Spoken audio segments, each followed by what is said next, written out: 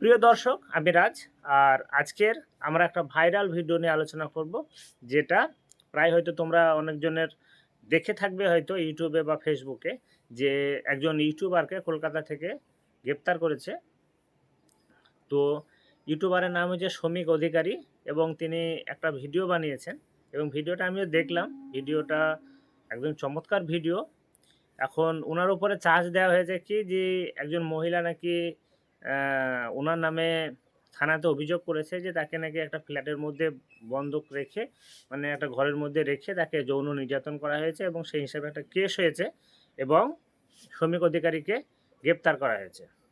এখন আমার বক্তব্য হচ্ছে, আমার কথা হচ্ছে যে সেটাই কি আসল না কোনটা মিথ্যা সেটা তো আমরা জানি না। এখন পুলিশের আন্ডারে ও এখন আছে, থানার মধ্যে আছে।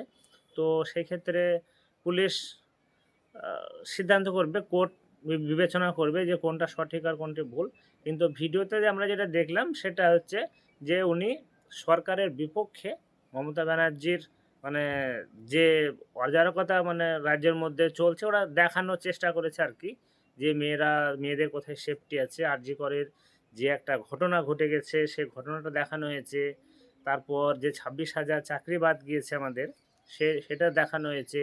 ভোট দেওয়ার আগে কিভাবে প্রভাবিত করা হয় ভোটারদের, সেটা দেখানো হয়েছে। তো এই ভিডিওই কি মেন কারণ ওনার গ্রেপ্তারের, না মেয়ের যৌন নির্যাতন, সেটা তো সময় আসলে বলবেন।